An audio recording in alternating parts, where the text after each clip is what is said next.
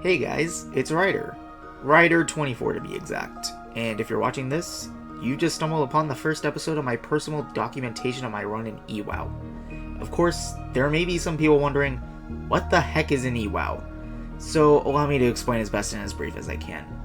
EWOW, short for 11 Words of Wisdom, is a YouTube object camp hosted by Carrie Huang, also known as Carrie KH on YouTube, being hosted on his Humanity channel.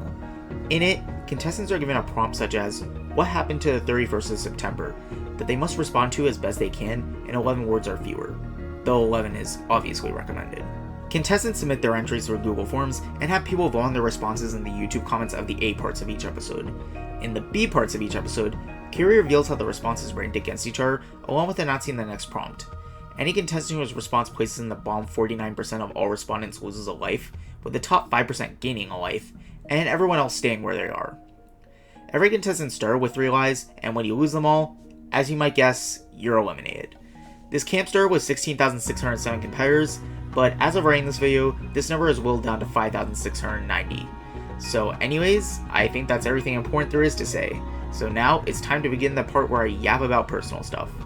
We're currently heading towards EWOW 5A, so I've got a bit of catching up to do.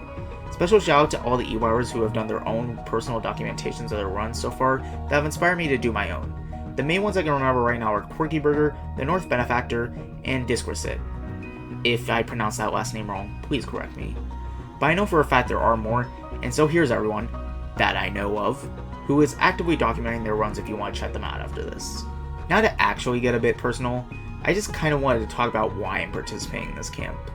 Now, I don't really think I have the same background of EWOW contestant as most of the people who signed up. I've never really been hugely into something like BFDI. In fact, the only reason I know of its existence at all is through Carrie's main channel, and the endless amount of references made to it in TWOW, the first season of this camp. And yeah, I was super invested into TWOW as an unwitty, awkward 11 to 12 year old kid. But I missed my chance to enter there, so when I saw that Carrie was hosting EWOW, I wanted to take advantage of an opportunity I never thought would come for me. So let's see how this slightly less unwitty, still awkward 19 to 20 year old does. Anyways, the main part of these documentations is supposed to be how we did and stuff, so let me actually get to that part I guess.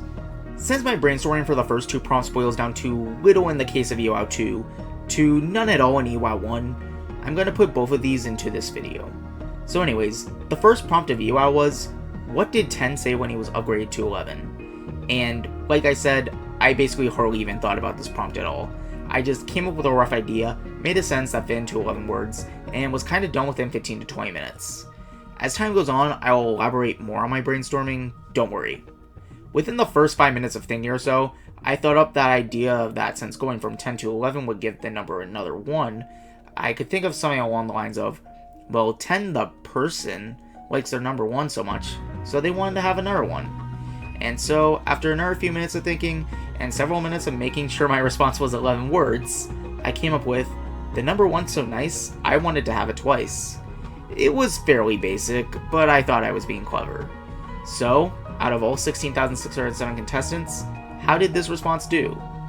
Well, relative to the amount of people, it placed solidly, ranking 4,026th, with a raw score of 63.80% and a standard deviation of 25.51%.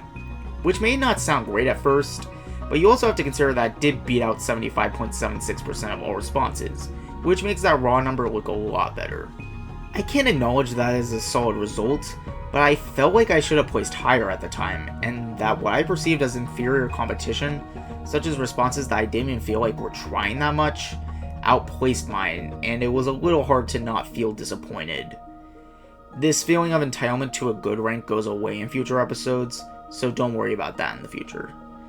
But I couldn't really dwell on it for long because I had another prompt to prepare for, and besides, at least I wasn't close to losing a life in that prompt. So anyways, the second prompt was, 6 years ago, we feasted on Tide Pods. Which pods are we feasting on now? Now's the part where I can actually refer to some of the materials from my brainstorming document in order to more vividly recall my thought process. There were 4 key things that came to my mind when I thought of pods, those being AirPods, iPods, P-Pods, and pods as in living areas. It never crossed my mind to think of a pun, and I commend the people who did, because there were some seriously clever responses that made the use of puns or wordplay I never even thought of. I dropped Peapods first, as I thought it was a bit too obvious, and I didn't think I could pull off an interesting response with it. I then discarded iPods because I thought it was a bit outdated for the year 2024. I really wanted to think of something with housing pods, and connected to the housing crises that we see arise often today to make a response that serves as a sort of commentary, as AirPods just seem way too obvious. So naturally, I went with AirPods as my pods of choice. That's right, I'm unoriginal. My response was, AirPods are an amazingly atypical element aimed at alleviating anyone's appetite. So I thought, okay, the choice is unoriginal, but maybe I can do something unique with AirPods to freshen them up to voters who may feel fatigued from the mounds of responses containing the word. So I decided to try and make the response alliterative and have every word start with A, as I didn't expect anyone else to think of that. Turns out I expected wrong, because as I was looking through the voting screens, I saw someone else do the same thing. Fan-friggin-tastic. I became really worried at this point, especially after scrolling through comments and noting that there were a lot of people who defaulted to voting down responses mentioning AirPods due to unoriginality. So above all else, I just wanted to keep my lives at this point. I anxiously awaited the release date of EWOW 2B.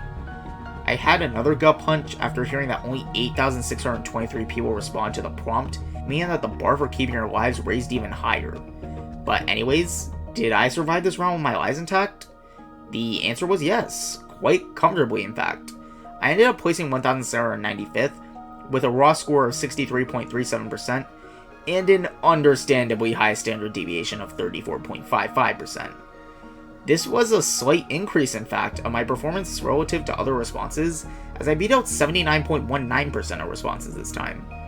I was mostly elated to see that I didn't lose a life, but knew there was a long journey ahead of me to get close to where I wanted to place.